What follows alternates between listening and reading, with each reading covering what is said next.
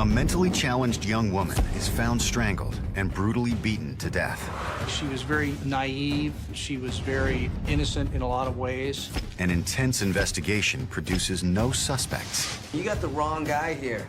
At that point, we had nowhere to go. Then, out of the blue, a bizarre confession. I found it real hard to believe, but she was convincing. It's case closed. Or is it?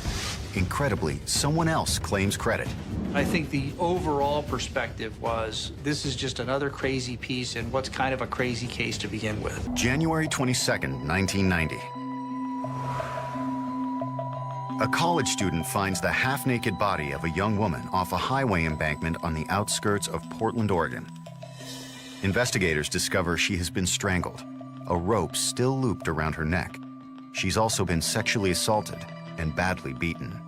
And her face was beaten severely. You couldn't determine whether she was a Caucasian or she was of Indian or perhaps Eskimo descent. She was very badly bruised. Nearby, investigators find a set of Walkman earphones, but no identification anywhere. Hey, check this out. Curiously, the fly section of her blue jeans has been cut out. Not torn, but deliberately removed. The only other clue, a single hair. It was on her stomach, a partial hair. It did not have a root. It was not complete. Tell us, how did you find the body? Well, I had just taken an exam for my college. Investigators' first suspect is the young college student who found her. He tells them he had taken a drive to clear his head after finals and just happened to spot the body. But it's raining. Who goes for a scenic drive in pouring rain? I thought, wow, it's kind of weird. And initially, I kind of thought, well, maybe he had placed that body there and had guilt feelings about it and made the phone call to notify authorities as to where the body could be located. Weird as it is, the student's story checks out. We confirmed the college student had attended Mount Hood Community College that morning, that the body was found, and that he had taken an exam. It corroborated his story. Since there was no identification found on the body, detectives release information about the victim to the media, hoping to find out who she was. Soon, they get a call from Loretta Bennett, a mother worried about her 22-year-old daughter, Tanya. Her daughter was missing. She hadn't seen her in several days. Although that was not highly unusual, she was becoming more and more concerned. Investigators learn Tanya Bennett always carried a Walkman. Because there are Walkman headphones found near the body, the odds are good that the missing girl and the dead girl are one and the same. Tanya Bennett was not, I wouldn't say she was retarded, but she was mentally disabled to some degree. A formal identification proves the victim is indeed Tanya Bennett. But who would have reason to kill her? She was very naive. She was very innocent in a lot of ways. She was very likely to become the perfect victim for this kind of a case. Investigators trace her final movements, hoping to find a connection to her killer. It turned out she did not have a great number of friends. She was more or less a loner. She didn't have a driver's license. She couldn't drive. She took public transportation or hitchhiked or walked to wherever she was going. She was last seen at a Portland bar called the B&I Tavern. She was there for several hours, and guys were buying her beer. She ended up with two fellows who were playing pool at the eastern end of the bar. And at some point, the bartender noticed that Tanya was gone. The pool players were still there after Tanya left, but investigators suspect they may have met up with her later, killed her, and dumped her body. Unfortunately, none of the bar regulars know who they are. No, they just seem to be having fun, getting along pretty easy. It was as if they were transient. They hadn't been in there previously. If they had, no one had met them, and they weren't seen again. No, I haven't heard anything at all. This is the first thing I've heard. Yeah. Investigators canvass nearby bars and restaurants, but find no further trace of the pool players or Tanya Bennett. As far as they can tell, the moment Tanya left the tavern, she just disappeared. We had no idea where she'd gone, where she had ended up until Tanya was found the next day. At that point, we had nowhere to go. 2 weeks pass. The investigation stalls. Hello. Then, suddenly, a woman calls in a tip. I was at a bar, and I overheard there was some shouting and... She says she overheard a man in a bar bragging about killing a young woman. Was he talking about Tanya Bennett? And I heard him say... When investigators follow up, they learn the tipster is a woman named Laverne Pavlinac. When they go see her, the story changes. She knows the man. She invited us in. We went in, and she related to the three of us that her boyfriend, John Sosnowski, had been intoxicated and had told her that he had indeed murdered a young woman and left her body in the Columbia Gorge. So I had to call and see if I could let it off my chest. This could be the tip investigators are hoping for, but it's surprising. Laverne Pavlinac is not the kind of person to be hanging out with a killer. She was almost central casting, send me a grandmother. Laverne Pavlinac was retired at the time. She was just a gentle, elderly woman. She's the kind of person that you would have no fear of. Very nice, very cordial. John Sosnowski is another story. He's much younger than Laverne. She's in her 50s. He's in his 40s and a blackout-prone drunk with a bad habit of using Laverne as a punching bag. Maybe he tried the same thing on Tanya Bennett, and she ended up dead. Laverne's just crazy. I didn't kill anyone, okay? So we talked with John Sosnowski. And of course, he said, I don't know what you're talking about, and denied any involvement in the incident. Laverne probably set me up, okay? With no evidence except Laverne's story, detectives have no real reason to arrest him. But 1 week later, Laverne calls back. Detective Ingram. This time, her story has more details. I didn't tell you all of it when I told you before, but I have more to tell you. Laverne Pavlinac told us that she had picked up John Sosnowski at a local truck stop on a Sunday night. I picked up John. He was drunk. And he related a story to her about having killed a young woman in the parking lot of that truck stop, choked her, and placed her body in a car, the car belonging to a friend of his, and that his friend had disposed of the body in the Columbia Gorge. The embellishments convinced detectives to dig a little deeper into Pavlinac's story. It was illogical to some degree, but nevertheless certain pieces fit. They get a search warrant for the home Pavlinac shares with Sosnowski. We found some rope, I believe, in a storage area on the patio. Rope similar to that found around Tanya Bennett's neck.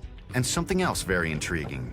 A note tucked inside an old shoebox that reads, Tanya Bennett, good peace.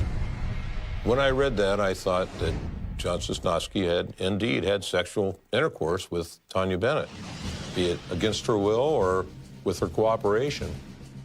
The note is incriminating, but not conclusive, and the search doesn't turn up the piece of evidence they were hoping to find.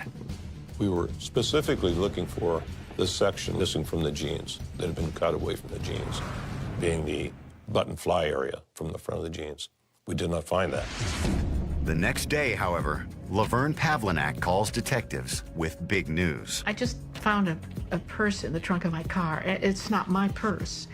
And in the purse is a section of jeans.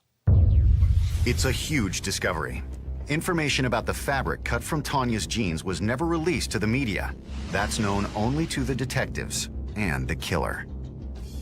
That made me think, when that item was found, that John Sosnowski definitely had ties to that homicide. But there's more. Now detectives compare hair samples from John Sosnowski to the hair found on Tanya Bennett's body. When the results come back, they are certain they have her killer. That hair that was found on Tanya's body was a match for the hair that we had removed from John Sosnowski. What is your name? John Sosnowski. Sosnowski insists he knows nothing about the murder. To prove it, he takes a polygraph test. Do you know Miss Tanya Bennett? No. But according to the polygraph examiner, he's not telling the truth.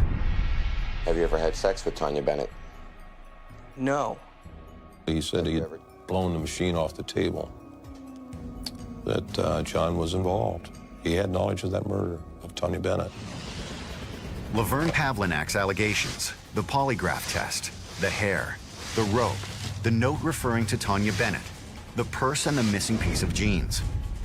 Investigators believe John Sosnowski killed Tanya Bennett. But this murder case is about to turn into the wildest ride investigators have ever been on. Investigators tracking the killer of Tanya Bennett are sure they've cracked the case. That John Sosnowski, the alcoholic boyfriend of Laverne Pavlinac, committed the murder. Then, suddenly, new evidence makes them rethink the entire case. The purse that was found in the trunk of Laverne Pavlinac's car was shown to Loretta Bennett, Tanya's mother, and Loretta said that is not Tanya's purse. Then, an even bigger stunner. Investigators compare the piece of fabric found in Laverne Pavlinac's trunk to the jeans Tanya wore. The denim doesn't match. I was absolutely amazed. I mean, everything was fitting into place. And to find out that these jeans did not match Tanya Bennett's jeans, it surprised me. It really surprised me. Two key pieces of evidence against John Sosnowski have just disappeared. Laverne, what are you doing? I don't. When we told Laverne Pavlinac that the jeans didn't match, she admitted having planted those jeans and a purse in the trunk of the car. Laverne Pavlinac insists she planted the evidence because she wanted Sosnowski caught. He's bad. He's a dangerous, bad man. Now, there are doubts about her credibility, but investigators still believe parts of her story must be true. If not, how did she produce evidence so close to the real thing? The next day, she calls again. Yes, Detective. Could you come over right away, please? She asked us in. She had a pot of coffee on a table, and we were sitting drinking coffee, and she said, okay, you guys, it's correction time. I've got something I got to tell you. I wanted to make sure that the full story comes out. She said, I was there when John killed Tanya Bennett, and I actually assisted him. He made me do it. Laverne Pavlinac, the sweet little old grandma, has just confessed to murder in the first degree. Not only was she there, she helped. I found it real hard to believe, I'll put it that way. But Laverne convinces them by laying out the whole story. She and John Sosnowski picked up Tanya Bennett at a truck stop 20 miles from the tavern where she was last seen, and drove her to Vista House on the Columbia Gorge, a Portland landmark, built in 1916 as an observatory and a memorial to Oregon pioneers. It's an old stone building, and it has stairwells going down to the lower portion of it. Laverne told us that John got Tanya out of the vehicle and took her over to the stairwell. There, on the stone steps of Vista House, Pavlinac says Sosnowski raped and beat Tanya Bennett. During the assault, Pavlinac held a rope pulled tight around Tanya's neck, strangling her to death. I was flabbergasted, I'll put it that way. Oh my God, how could this woman, who I've really, I've become fond of her over this period of time, how could she do this? She just went limp. And she's very emotional. She's giving this story, and she's crying, and she's got these Kleenexes, and I mean, it's just overwhelming. It's just like, my God, she really was there. But Laverne Pavlinac has fooled detectives once. This time, they want hardcore proof. They insist that she show them exactly where she and Sosnowski dumped the body. She accompanied us up to the Columbia Gorge.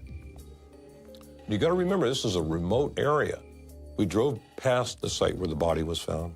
She said, stop the car. We stopped the car. She said, turn around.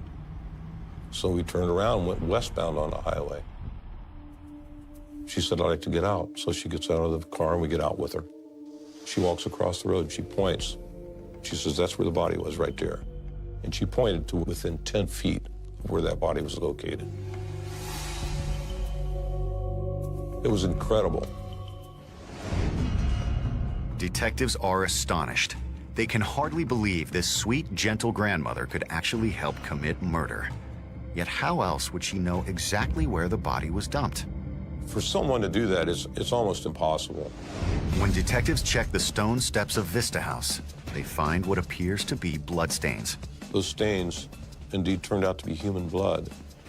But I don't believe typing could be done on it, but it substantiated there was blood in that stairwell, which gave us further probable cause to believe Laverne's story. There's something not adding up. But detectives still aren't completely convinced. I still felt that there was just something wrong, and I didn't know what it was. But yet again, so many pieces fit. To see how far she's willing to take her story, detectives ask Pavlinac to tell her daughter about her involvement in the crime. To their amazement, she does. Well, John and I were driving along and... To law enforcement, to detectives, the fact that she would go tell her own daughter that she had done this horrendous act lends even greater credence to the fact that what you're hearing is true. I helped him take her out of the car. When she could tell her own daughter that story so convincingly, it kind of sealed things in my head. You have the right to remain silent. Several days later, Pavlinac and Sosnovsky are both arrested and charged with murder. Very rarely do you get the true and accurate statement. It's a matter of putting all the pieces together. The pieces were put together, the arrests were made, and then it was presented to the grand jury, and the grand jury indicted it. John Sosnovsky continues to claim he is innocent, but he's not really sure himself. When he drinks, and he drinks every night, he has total blackouts. Who knows? Maybe he did kill Tanya Bennett. John Sosnovsky did not know what happened in parts of his life. Laverne Pavlinac is the first to go to trial. So far, she has told several different stories about how her boyfriend, John Sosnovsky, killed Tanya Bennett. In the latest version, she even claimed she helped. Then suddenly, she reverses herself and says none of them are true. Laverne recanted her confession and said she'd made the entire story up about John Sosnovsky, as well as her involvement in the case. It's a nice try, but they don't believe her. She knows too much. Recantations are not any surprise to me. It's not unusual at all for a defendant to say, well, when I said I did it, I didn't really mean I did it myself, or I didn't really mean I did it that way. So that's not unusual at all. All right, thanks a lot. Yep, bye. At the same moment, Laverne is trying to convince a jury that this time she's telling the truth, a peculiar message shows up scrawled on men's restrooms at 2 truck stops, one in Oregon, the other in Montana. Written on the walls was something to the effect of, I killed Tanya Bennett, Portland, Oregon. 2 people took the blame. I got away with it. Free to kill again. Buttons cut from jeans. Proof. The anonymous messages are odd, but investigators suspect friends of Pavlinac and Sosnovsky planted them. Anybody could have written these. Somebody could have read a newspaper article and written the darn things. Who knew? Without someone come forward and say, hey, I wrote that. I think the overall perspective was, this is just another crazy piece in what's kind of a crazy case to begin with. In February 1991, Laverne Pavlinac is convicted. Sosnovsky decides not to risk a jury trial and a possible death sentence. I think that John wasn't sure whether he was involved in this case or not, but I'm sure that his attorney was saying Laverne was just found guilty, and there's a chance you're going to be found guilty in this case. And so John pled no contest. Laverne Pavlinac and John Sosnovsky are sentenced to life in prison for the heartless murder of Tanya Bennett. It's over. Then, 3 years into their prison terms, the case explodes, coming back to life in a way no one could have foreseen. Tanya Bennett's killers, Laverne Pavlinac and John Sosnovsky, have been in prison for 3 years. She just went limp. Laverne Pavlinac confessed, produced evidence only the killer could have known, and led investigators to the place where the body was dumped. Did you know Miss Tanya Bennett? No.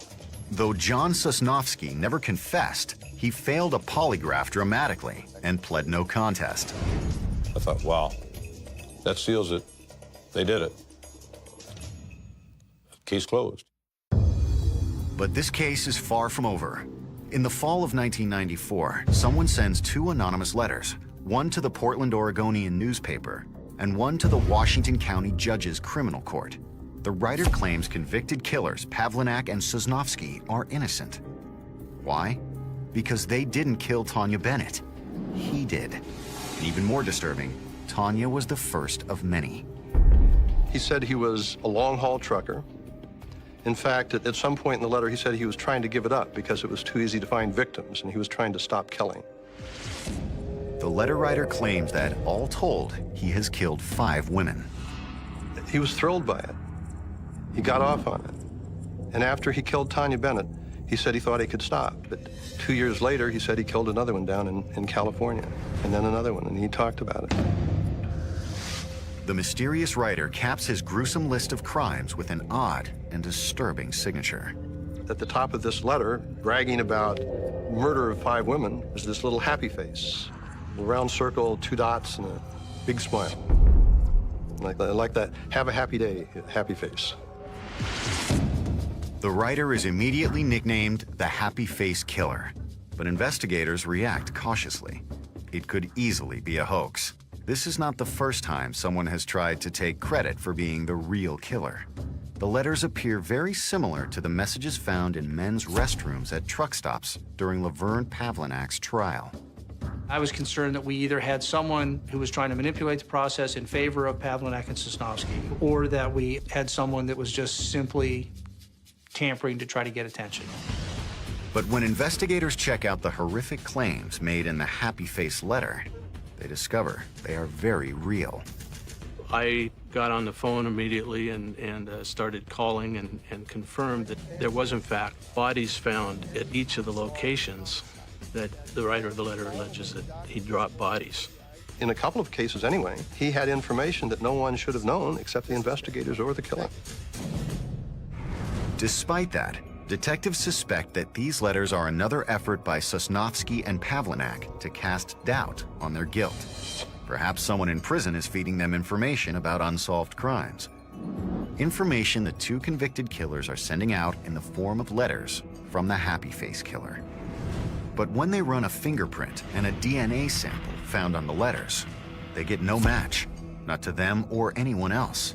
So who wrote the letters? I became concerned as the investigation went on into these letters that perhaps there was credence to it and there was another person out there that might be possibly involved. If so, the letters give them no workable leads. Whether the Happy Face Killer's letters are genuine confessions or a cynical hoax, there is nothing they can do. The long and short of it is the letters were detailed renditions of the killing, but we had no way to identify where they came from, who wrote them, or what their intent was. So they were tabled. A year goes by. Portland, Oregon investigators get no further word from the Happy Face Killer. Then suddenly, a man under arrest for murdering a young woman in nearby Clark County, Washington, makes front-page news. The media gets hold of a letter Keith Hunter Jesperson sent to his brother, claiming he's a serial killer. The letter that he sent his brother was a letter admitting to the fact that he had killed 8 women over the course of 5 years, and that he had assaulted a lot more. It's dated March 24th, 95. It says, "Hi, Brad. Seems like my luck has run out. I got into a bad situation and got caught up with emotion. I killed a woman in my truck during an argument. I'm sure they will kill me for this. I'm sorry that this turned out this way. I've been a killer for 5 years and have killed 8 people and assaulted more." When Clark County, Washington detectives arrested Jesperson, they were investigating 1 murder. Now they're investigating 8. We didn't know who the other 7 women were. We had a 5-year span of time from 1990 to 1995 that we wanted to track his whereabouts. Then, an unexpected lead. Shortly after Jesperson's letter to his brother is released to the media, Detective Buckner gets a call from a newspaper reporter in Portland, Oregon.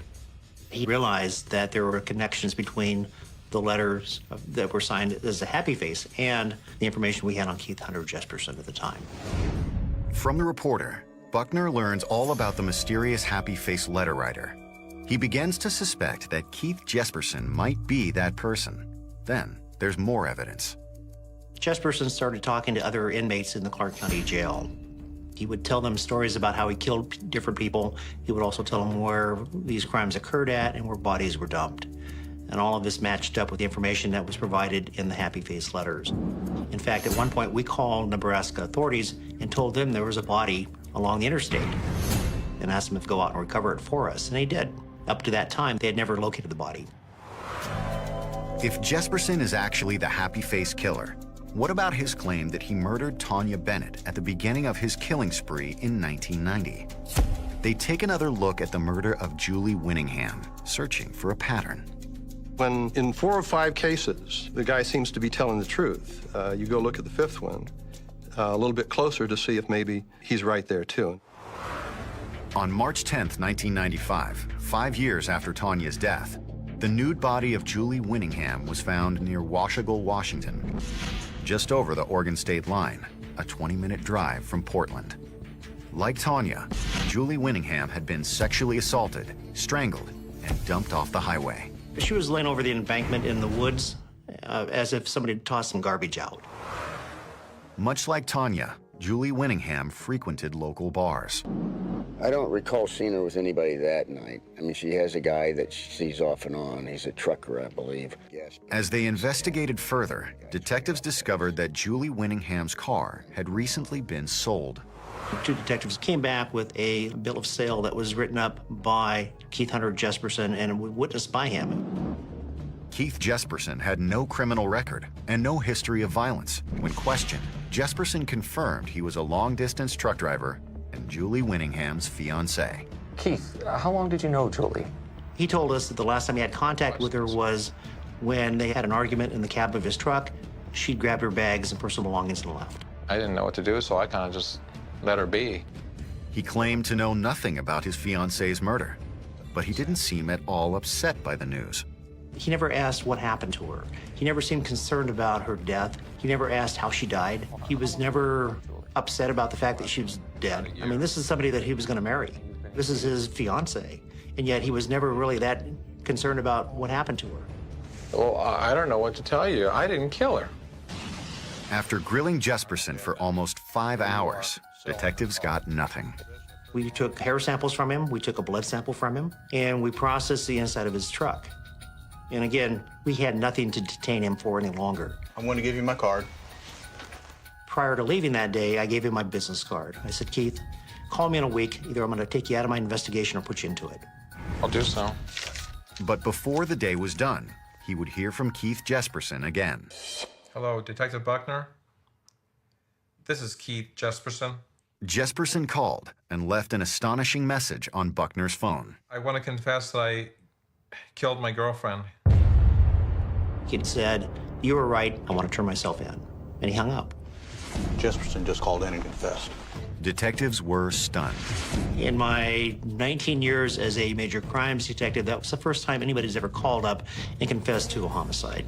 What made you change your mind and decide to come clean? Well, I was getting a little nervous. You guys were following me around, and Jesperson thought detectives were on to him, so he confessed and wrote the letter to his brother admitting everything. He felt that he was being followed. He felt that, it was just a matter of time before we arrested him, and he wanted to get it out in the open. Jesperson said that after he had sex with Julie Winningham in the cab of his truck, she asked him for money. When he refused, she said she was going to charge him with rape. After putting his fist in her throat, he decided to go ahead and duct tape her mouth so that she couldn't wake up and start yelling at him again. she stopped breathing. I realized she was dead. He took her body up to a turnout on Highway 14 and threw it over the embankment. To investigators, Julie Winningham's murder sounds hauntingly similar to the murder of Tanya Bennett 5 years before. Like Julie, Tanya was sexually assaulted, strangled, and then dumped. They come to a very unsettling conclusion. I felt that it was a good possibility he, in fact, had killed Tanya Bennett. We could put him in the area. But Portland investigators already have 2 people in prison for the murder of Tanya Bennett. They want more than a killer's word to reopen the case. They want... You understand the consequences of entering a guilty plea? Yes, I do. Authorities in Clark County, Washington are prosecuting Keith Jesperson for the murder of a young woman named Julie Winningham. She stopped breathing. I realized she was dead. But Jesperson tells investigators, his lawyer, his cellmates, anyone who will listen, that she's not his only victim. He insists he's a serial killer who has murdered 8 women, including a woman from Portland, Oregon, named Tanya Bennett. It's a bizarre situation. My initial reaction to that is, we already have 2 people in jail for this. This can't be happening, you know. Overwhelming evidence convinced Portland investigators, prosecutors, and a jury that Laverne Pavlinac and John Sosnovsky were guilty of murdering Tanya Bennett. Now, 3 years into their life sentences, Keith Jesperson insists that he is the real killer. Who is telling the truth? Keith loved the media attention he was getting. He was communicating directly with the media from the jail. Because of Keith's incessant desire to be in front of the media, I had a hard time believing him. But investigators continue checking out Jesperson's claims. Forensic experts compare his letter to the letters from the Happy Face Killer written 3 years earlier. We were able to match up fingerprints that were found on the Happy Face letters to fingerprints that we had now on file for Keith Hunter Jesperson. They also find Jesperson's DNA on the Happy Face letters. There's no longer any doubt. Julie Winningham's killer is the author of the Happy Face letters. Keith Jesperson seems a very unusual suspect. He's a giant of a man, 6'6" and 250 pounds. Some describe him as an overgrown baby Huey. When I first met Keith Jesperson, he reminded me of the big, dumb farm boy next door. He didn't use a lot of swear words. He didn't have a lot of jailhouse tattoos. He was very pleasant to be around. He was very likable. He was, had a lot of jokes and everything. He was very cordial. I mean, he was Mr. Nice Guy. Jesperson is divorced with 3 young children. One of them is his daughter, Melissa. At some truck stops that he went to, the waitresses adored him. They thought he was charming and generous and outgoing. He gave gifts to some of the waitresses, and one waitress even had him walk her to her car because she was afraid that she might get mugged or something might happen to her, and she went to my father for safety. There's no doubt Jesperson is a killer. Investigators continue to verify more of his claims, confirming cases in California, Wyoming, and Florida. But investigators in Portland, Oregon still have no proof he killed Tanya Bennett. Even though he was claiming to have done it and gave very detailed information, it's information he could have gotten from the actual killers. It's information he could have gotten from the newspapers. After I struck her several times, I reached down and grabbed her around the neck and forced my fist into her throat. Jesperson's defense attorney, Tom Phelan, finds himself in a very unusual position. Normally, he tries to prove his clients didn't commit murder. In this case, he's trying to convince authorities this client did kill. Keith Jesperson's instructions to me at the outset were pretty clear that he wanted me to get these 2 people out of prison. It's not compassion, it's outrageous ego, narcissism in its worst form. All his life, he has never been the center of attention. He wanted to be noticed. He wanted to take credit for what he did. Jesperson stands firm. He killed 8 women, and one of them was Tanya Bennett. Portland investigators are determined to find the truth. The district attorney in Multnomah County and the sheriff in Multnomah County assigned myself and my partner to this case and told us to do nothing else until we got to the bottom of it. Jesperson tells investigators he dumped Tanya's body in one place and her purse in another. Detectives know where her body was found, but they've never turned up the purse. Can Jesperson take them to it? He can. He took us to an area on the Sandy River, and he said, I threw her driver's license and the contents of her purse into this area. If so, it's impossible to tell. Blackberry bushes have overgrown the entire area. These are huge blackberries. I mean, they're 12-foot tall blackberry bushes that are as thick as they can be in Oregon. It was impenetrable. You could not walk through it. But they have to try. We sent Explorer Scouts out to this location on a Saturday. The Explorer Scouts took blackberries down to bare earth. We did not find anything. It's a hard blow, and it should be the end of the road. But investigators decide to make one more last-ditch effort. I felt like there was probably nothing there when my partner suggested we do it one more time. It's the critical clue. If the purse isn't there, investigators can rest easy knowing they have put the right people behind bars, Pavlinac and Sosnovsky. Step back clear, please. If it is there, the Happy Face Killer, Keith Jesperson, strangled Tanya Bennett, and innocent people are spending their lives in prison for his crime. Will they find it? I didn't think there was a chance in the world. Who killed Tanya Bennett? Laverne Pavlinac and John Sosnovsky, who are serving life in prison for the crime? I reached down, grabbed her around the neck, and forced my fist into her throat. Or Keith Jesperson, the happy-face killer who is telling the world he is the real murderer? It's all coming down to one final effort, a search for Tanya Bennett's missing purse. It's the only piece of evidence that could prove Keith Jesperson's claims. He never pinpointed a precise spot, but you have to keep in mind that when he was throwing this purse and the contents, it was dark and early in the morning. Police Explorer Scouts have already cut blackberry bushes down to the ground in an attempt to find it. We took a section of blackberries 200 yards long and removed the blackberries. The ground was virtually leveled after our first search. We did not find anything. But Detective McNelly convinces them to try one more time. I said go 6 inches below the surface of the ground because it's been 5 years since he threw those items out, and that's a heavily forested area.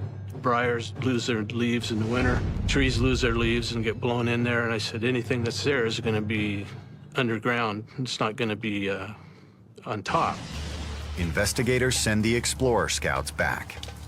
We searched further and deeper, literally into the dirt, and that's when we found her Oregon laminated driver's license. Tanya Bennett's ID, what's left of her purse, and its contents. It's the proof they've been looking for. I didn't think there was a chance in the world they would find a purse under all those blackberry bushes. You know, how many years? 5 or 6 years growth of blackberry bushes in Oregon? And they found it. It's quite impressive. It's not only impressive, it's definitive. Nobody but the killer could possibly have known it was there. Chris Peterson called me at home on that Sunday morning and said, we've got her ID card. I knew that the only person who could have known where that ID card was Keith Jesperson. It's an electrifying discovery, one that will change everything. It means that Pavlinac and Sosnovsky didn't do it. It means that Sosnovsky is in jail because of Pavlinac, and Pavlinac manipulated the whole thing, and that should have never occurred. The worst thing it means that if Pavlinac would not have derailed that investigation back in 1990, where would we have been as to the other victims Jesperson killed in the last 6 or 7 years? The very next day, investigators begin the process of getting Laverne Pavlinac and John Sosnovsky out of prison. Their big question? Why on earth would Pavlinac lie about committing murder? Finally, the sad truth comes out. She really wanted to get John Sosnovsky out of her life. I mean, we were aware of some abuse there and the alcoholism, etc. But, I mean, to think that someone would go to such a stretch to implicate someone, at least of some significance in their life, as a crime of murder, and actually frame them for it? Pavlinac would claim domestic abuse as a motive. But how did Laverne Pavlinac come up with evidence only the killer would know? I think Laverne was very good at reading the investigators, meaning getting clues from them, not verbal clues, but nonverbal clues and indications. She admits she learned they were looking for a purse and the fly section of Tanya's jeans from the search warrant they gave her when investigators searched her home. Pinpointing the body dump site was just some basic deduction and a lucky guess. The reason she knew that is that the newspapers had said it was 1.5 miles east of the Vista House, which is approximately where it was. I theorize now that she looked at the odometer when we left Crown Point and watched it roll past 1.5 miles on the odometer, told us to stop the car, turn around and go back, did the math real quickly and figured out this has got to be the spot or darn near it. Another tip-off, an X marked the spot. This detective from the state police had spray painted with red spray paint on the curb where the body was found. It was a pretty good guess on her part. Laverne Pavlinac and John Sosnovsky are freed from prison. I never thought I'd ever be grateful to anybody, but I am very grateful to this man. Without their story to muddy the waters, Keith Jesperson's confession tells investigators exactly what happened to Tanya Bennett. The afternoon of her murder, Jesperson is in the B&I Tavern and sees Tanya there. He left for a while, and then he went back to the B&I and met Tanya Bennett in the parking lot and asked her to go to dinner with him. Make yourself real comfortable. First, they stop by Jesperson's rented house to have sex. That's where something goes wrong. Tanya said something like, "Let's get it over with." I'm getting hungry. That made him very angry. In a rage, he strangles her. He had very, very big hands. He would just put his one hand around their throat and strangle them. He then beats Tanya beyond recognition. He said because he beat her so badly that the blood splattered onto the ceiling. After he kills Tanya Bennett, Jesperson cuts out the fly section of her jeans so he doesn't leave any telltale fingerprints on the buttons.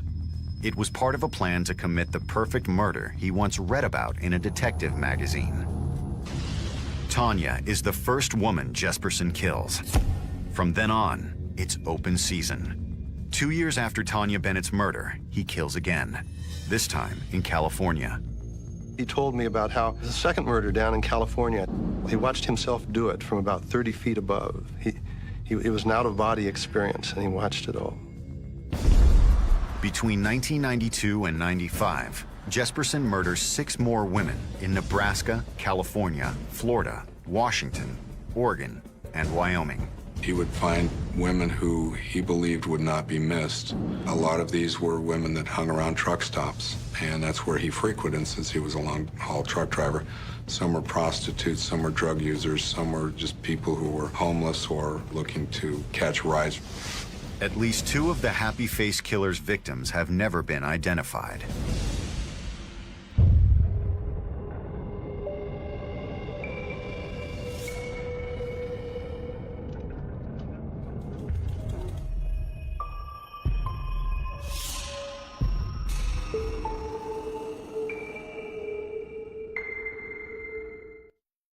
She was the alpha mother.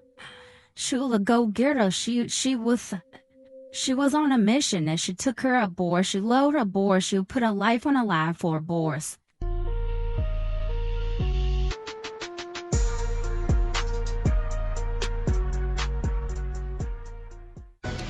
A Henry County mother is dead, and her estranged husband is behind bars, accused of shooting and killing her. October 18, 2025, Saturday afternoon, Garrett Road, Ridgeway, Virginia. A teenage boy picks up the phone.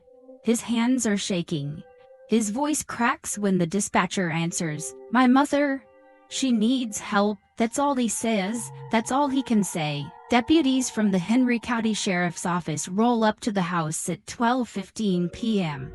It's quiet. Too quiet. The kind of silence that makes your skin crawl. They step out of their cruisers, eyes scanning the property. Nothing looks out of place. No broken windows. No signs of a struggle. Just a regular home on a regular street. But inside, something is very, very wrong. The boy meets them at the door. His face is pale. His eyes are hollow. He doesn't say much. Just points them toward the back of the house. The deputies move through the living room, past the couch, past the kitchen, down the hallway, and then they reach the bedroom. What they find in that room will haunt this small Virginia town for years to come. A woman, a mother, lying cold in her own bed. Gone. Her name was Rhonda Hairston. She was 39 years old, and just 1 week earlier, she made a decision that should have set her free. Instead, it got her killed. Welcome to Shadows of Crime. If you're new here, go ahead and hit that subscribe button right now, smash the like, and drop a comment telling us where you're watching from today, because this story, it's one you won't be able to pause. We're about to take you inside a case that's as heartbreaking as it is infuriating. A story about a woman who finally found the courage to walk away, and the man who made sure she'd never walk anywhere again. So buckle up, turn off your distractions, and let's get into it. This is the murder of Rhonda Hairston. Before we talk about how Rhonda Hairston died, we need to talk about how she lived. Because this wasn't just another name in a police report. This was a woman who worked her tail off to give her boys everything they needed. A woman who dreamed big and loved even bigger. Rhonda Laisha Hairston was born in 1986 in Henry County, Virginia. From the jump, people knew there was something special about her. She had this energy, this spark, that you couldn't ignore. Friends and family all say the same thing. She was full of life. The kind of person who made you laugh when you didn't even feel like smiling. The kind of person who showed up when you needed her, no questions asked. She grew up with a strong sense of family. Her brother Casey Alcorn was one of her closest confidants. They had that ride-or-die sibling bond, the kind where you don't even have to say what's wrong, they just know. And Rhonda? She was always there for him. Always there for everyone. But her real pride and joy, her two sons, Marte, 21, Zay, 17. Those boys were her world. Everything she did, every decision she made, every sacrifice she endured. It was all for them. She worked at Drake Extrusion Inc., putting in long hours to make sure they had what they needed. She wasn't chasing luxury. She was chasing stability, security, a future where her sons could thrive. Casey put it best. She was an awesome mother. She was a go-getter. She was on a mission and took care of her boys. She loved her boys. She put her life on the line for her boys. And that last part, that wasn't just a figure of speech. She was an alpha mother. She was a go-getter. She was on a mission as she took her aboard. She lowered on board. She put her life on the line for her boys. Rhonda had dreams beyond motherhood too. She wanted to become a nurse. She wanted to help people, to care for them the way she cared for her own family. It was the perfect fit for someone with her heart. She hadn't made it there yet. Life kept throwing obstacles in her way. But she was working toward it, grinding, pushing forward. That's who Rhonda was. A fighter, a dreamer, a woman who refused to settle. She had this warmth about her that people gravitated toward. Her laughter was contagious. Her smile could turn your whole day around. She was the glue that held her family together, especially after they lost their father. That loss hit hard, but Rhonda kept everyone moving, kept everyone connected. To the outside world, she headed together a steady job, two sons she adored, a life that on paper looked pretty solid. But here's the thing about looking good on paper. It doesn't always tell the whole story, because while Rhonda was busy being a mother, a sister, a daughter, and a dreamer, she was also trapped in a relationship that was slowly suffocating her. A relationship with a man who didn't know how to let go. A man who saw her happiness as a threat. A man named Joseph Chad Lockett. And when Rhonda finally decided she'd had enough, that's when everything fell apart. April 26, 2021, Rhonda Hairston stood in front of Joseph Chad Lockett and said, "I do." It was a small wedding. Intimate. The kind where you're surrounded by the people who matter most. Joseph was from Figsboro, Virginia, not far from Rhonda's hometown. On paper, they seemed like a good match. Two people ready to build something together. Two people ready to start fresh. After the ceremony, they packed their bags and flew to Las Vegas for their honeymoon. The photos from that trip tell a story of hope, smiles, laughter. Two people standing under the desert sun, convinced they had their whole future mapped out. For a while, things seemed fine. They settled into married life. Quiet. Private. The kind of couple that didn't broadcast every moment on social media. Rhonda posted here and there, dinner dates, family gatherings, church events, but nothing that raised any red flags. To the people around them, they were just normal. But normal has a way of hiding what's really going on, because somewhere between the wedding vows and the everyday routine, something shifted. The man Rhonda married started to change. Or maybe he didn't change at all.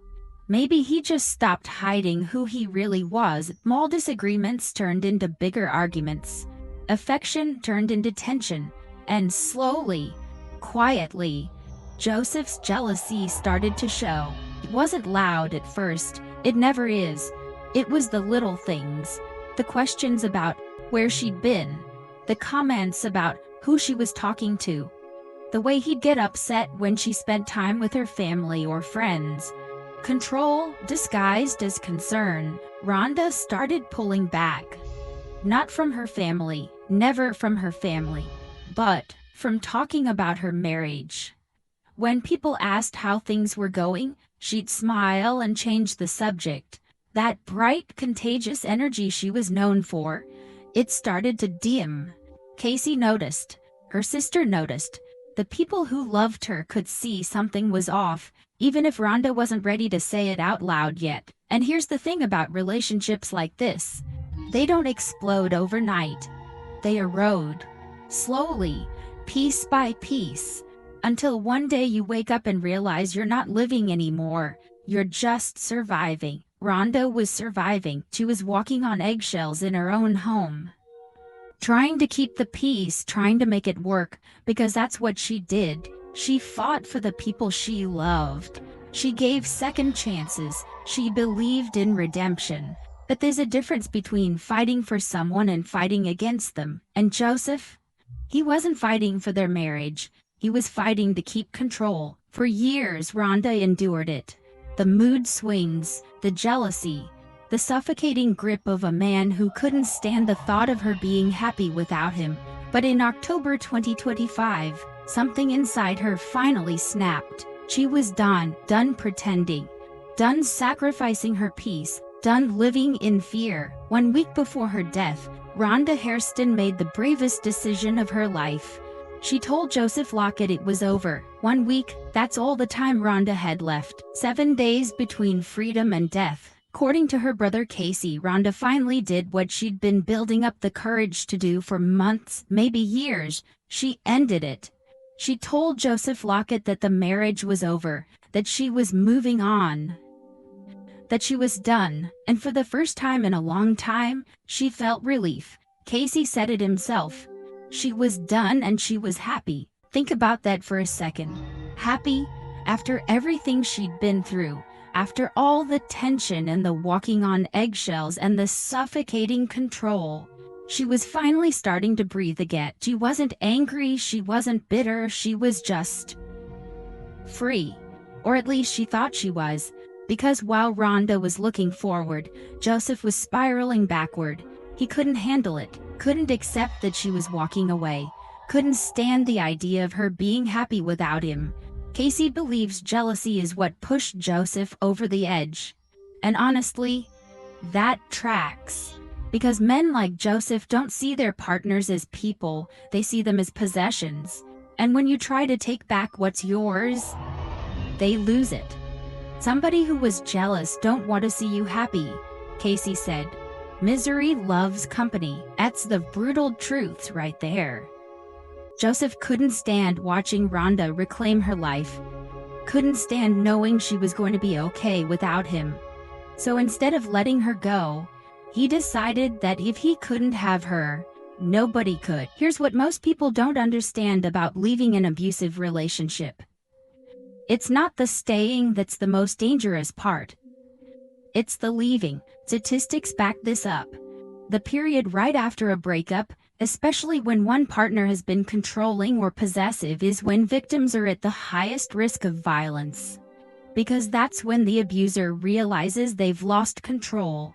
And for someone like Joseph, losing control was unacceptable. Rhonda had no idea what was coming. She thought the hard part was over. She thought she'd made it out. She was focused on her sons, on her future, on finally becoming the woman she was meant to be before Joseph came into her life and dimmed her light. But Joseph had other plans, and 1 week after Rhonda told him it was over, He showed up at her home on Garrett Road. He didn't come to talk. He didn't come to apologize. He came with a gun, and what happened next would shatter a family, devastate a community, and prove once again that the most dangerous thing a woman can do is try to leave.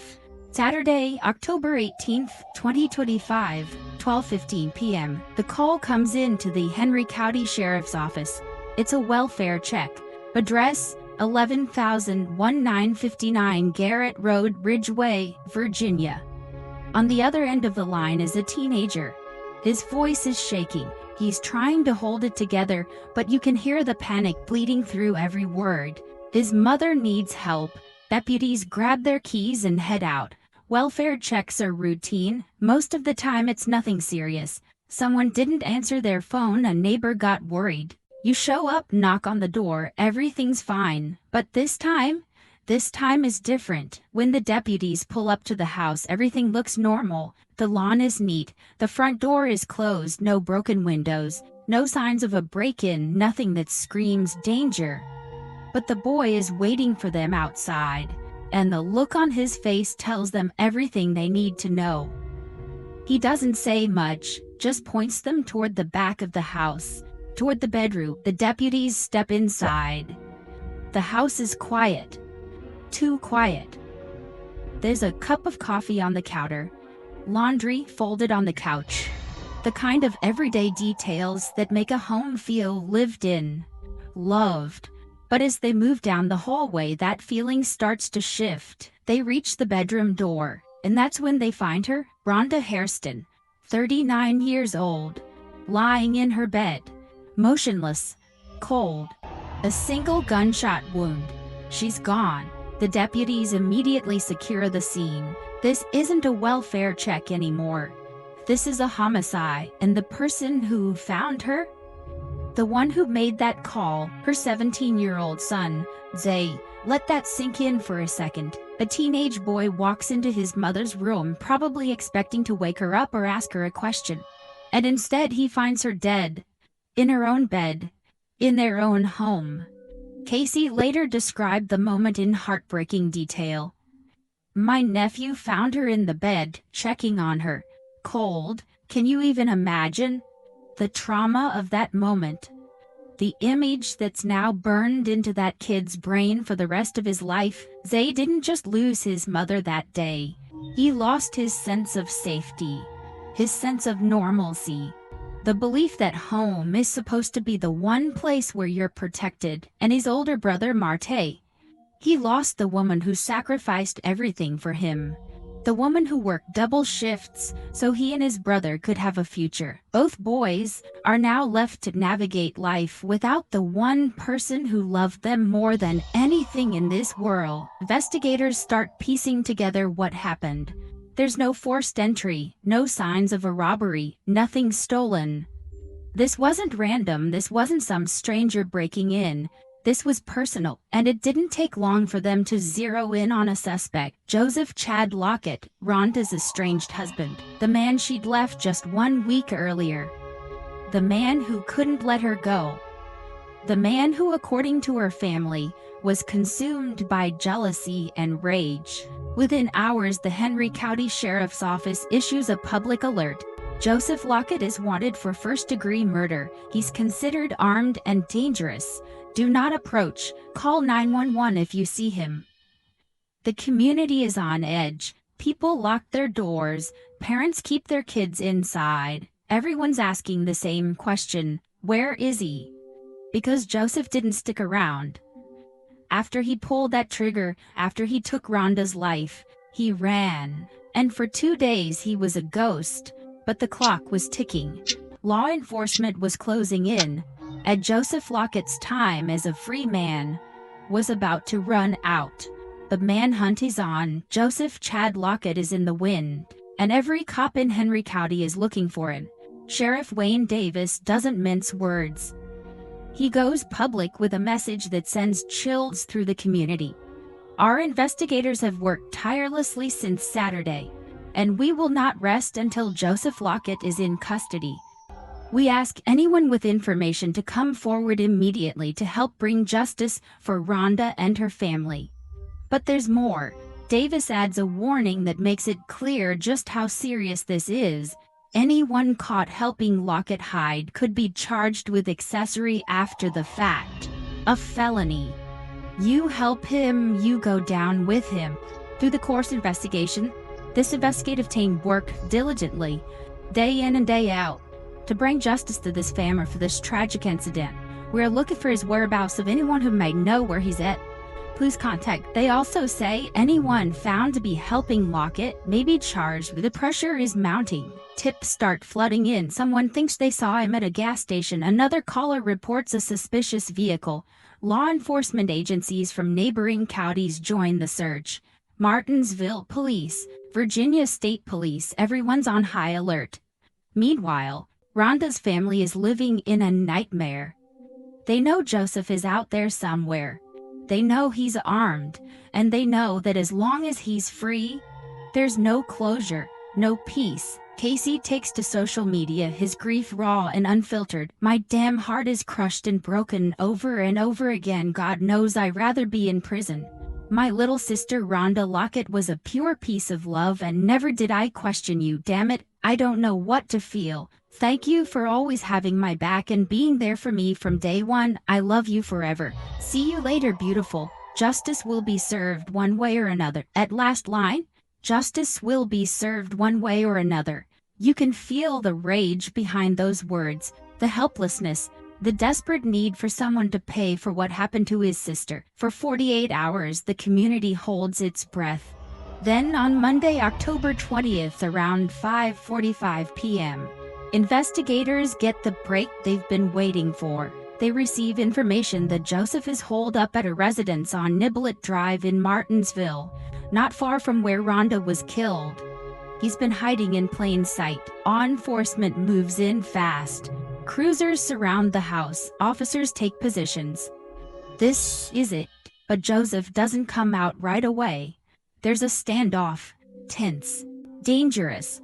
Nobody knows if he's going to surrender or if this is going to end in more bloodshed. Minutes feel like hours. And then, finally, Joseph Lockett walks out. Hands up, no fight, no drama, he surrenders. Sheriff Davis releases a statement shortly after. We are grateful for the assistance of our community and partner agencies in the swift apprehension of Joseph Chad Lockett. Our prayers are with the family of our victim, Rhonda Hairston, during this difficult time. Joseph is taken into custody and hit with 3 charges: first-degree murder, use of a firearm, and the commission of a felony. And here's the kicker: possession of a firearm by a convicted felon. Wait, what? Joseph Lockett was already a convicted felon?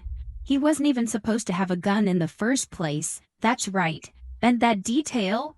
It changes everything. Let's pause right here, because this is where the story takes a turn that'll make your blood boil. Joseph Chad Lockett was a convicted felon. That means he had a criminal record, a violent one. Violent enough that the state of Virginia said, you don't get to own a gun. Ever. And yet somehow he got his hands on one anyway. The same gun he used to kill Rhonda. So let's break this down. Joseph wasn't some regular guy who snapped in a moment of rage. He was someone the system had already flagged as dangerous.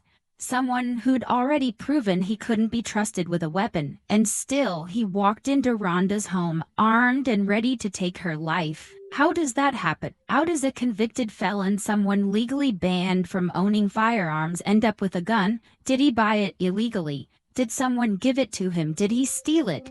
We don't know the full details yet, but what we do know is that the system failed Rhonda. Because here's the thing. Laws only work if they're enforced. Restraining orders only work if someone's there to stop the person from breaking them. Background checks only work if people can't find loopholes. And Joseph, he found a way. This wasn't a crime of passion. This wasn't some heat-of-the-moment tragedy. Joseph knew exactly what he was doing. He knew he wasn't supposed to have that gun. He knew Rhonda had left him. He knew she was moving on. and he made a choice, a cold, deliberate choice to take her life. That's premeditation, that's murder in the first degree, and that third charge, possession of a firearm by a convicted felon, proves he was breaking the law just by holding that weapon. But none of that matters to Rhonda's family, because no amount of charges, no stack of legal paperwork, no courtroom conviction is going to bring her back. Her sons still don't have a mother. Casey still doesn't have his sister. And the community still has to live with the fact that a woman who finally found the courage to leave was killed because the system couldn't protect her. Joseph Lockett is sitting in a cell right now waiting for his day in court. And when that day comes, the evidence is going to be overwhelming. The weapon, the motive, the history. But for Rhonda's family, the trial is just another painful chapter in a story that should never have been written, because Rhonda should still be here. She should be watching her sons grow up. She should be chasing her dream of becoming a nurse. Instead, she's gone, and Joseph Lockett is the reason why. The arrest doesn't bring relief. It brings a different kind of pain, because now it's real. Now there's no hoping for a different outcome, no waking up from a bad dream. Rhonda is gone, and the man responsible is behind bars. But what does that even mean for the people she left behind? Casey Alcorn is trying to hold it together, trying to be strong for his nephews, for his mother, for his little sister. But the weight of it all is crushing him. He posts again, and this time the words hit different. I'm stuck right now, for real. Just stuck and empty. But Emma, keep going. For her, my nephews, my mama, my little sister. As much as I can, man. Stuck. Empty. That's what grief feels like when it's this fresh, when the person you lost was taken violently, senselessly. Marte and Zay are living a nightmare no kid should ever have to face. Their mother, the woman who put her life on the line for them, who worked herself to the bone to give them a future, is gone. And one of them had to find her body. How do you come back from that? How do you go to school, hang out with friends, live a normal life when you've seen something like that? You don't. Not really. You just survive. One day at a time, the community rallies around the family. People who knew Rhonda, people who didn't, they all want to help. Donations start pouring in to cover funeral costs. Casey sets up multiple ways for people to contribute. Cash App, PayPal, Chime. Even Wright's funeral home is accepting cash donations directly, because on top of everything else, the family now has to figure out how to pay for a funeral they never should have had to plan. At Drake Exclusion Inc., where Rhonda worked for 5 years, her coworkers are devastated. They set up a small memorial at her workstation. Flowers, photos, handwritten notes, little reminders of the woman who used to make them laugh during breaks, who'd share TikTok videos and brighten up the toughest shifts. On October 25, 2025, the community holds a balloon release in Rhonda's honor. People gather, holding strings tied to balloons, each one carrying a prayer, a memory, a piece of love for a woman who deserved so much more. They let them go, watching as they float up into the sky. It's beautiful, it's heartbreaking. It's the kind of moment that makes you realize just how many lives Rhonda touched. The next day, October 26th, her memorial service is held. The sanctuary is packed. Hymns fill the air. Tears flow freely. People stand up to share stories about Rhonda. Her laugh, her warmth, her unshakable love for her boys. After the service, Casey posts again, but this time the rage has softened into something else. Faith, Heavenly Father, in Jesus' precious name, I come before you with a heavy heart. Lord, I ask for your comfort and strength as I grieve the loss of my beloved sister, Rhonda Hairston. Father, you know the pain and emptiness that loss brings, and I ask that you wrap me in your loving arms and give me peace that surpasses all understanding. Teach me, Lord, to keep moving forward with faith, honoring her memory through love, compassion, and purpose in Jesus' mighty name. Amen. It's a prayer, a plea, a promise to keep going even when everything inside him wants to break, because that's what Rhonda would have wanted. Here's the part that's gonna make you uncomfortable. Rhonda's story isn't unique. Every single day in this country, women are killed by their partners or ex-partners. Every single day. And the most dangerous moment, it's not when they're in the relationship, it's when they try to leave. That's when abusers panic. That's when they realize they're losing control. And for men like Joseph Lockett, losing control is worse than anything else. So they lash out. They threaten. They stalk. And sometimes they kill. Rhonda did everything she was supposed to do. She made the decision to leave. She told Joseph it was over. She was moving forward with her life, focusing on her sons, chasing her dreams. But none of that mattered, because Joseph couldn't handle the fact that she was going to be okay without him. So let's talk about the red flags, the warning signs that scream danger. Extreme jealousy. Check. Joseph couldn't stand the thought of Rhonda being happy after leaving him. Possessiveness? Check. He saw her as something he owned, not someone with her own autonomy, inability to accept the breakup. Check. 1 week after she ended things, he showed up with a gun. These aren't just personality quirks, these are predictors of violence. And they're everywhere. Maybe you know someone right now who's dealing with a partner like this.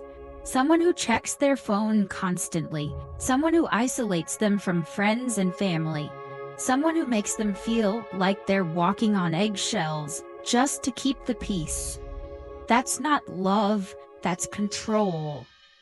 And control can turn deadly. Here's what makes this even worse. Joseph was already a convicted felon. The system knew he was dangerous. He was legally banned from owning a firearm. And yet, he still got one. So what does that tell us? That restraining orders aren't enough. That laws aren't enough, that even when we know someone is a threat, we're still failing to protect the people at risk. Rhonda's family believes jealousy drove Joseph to murder, and they're probably right. But jealousy doesn't exist in a vacuum. It's fed by a culture that tells men they're entitled to women's time, attention, and bodies.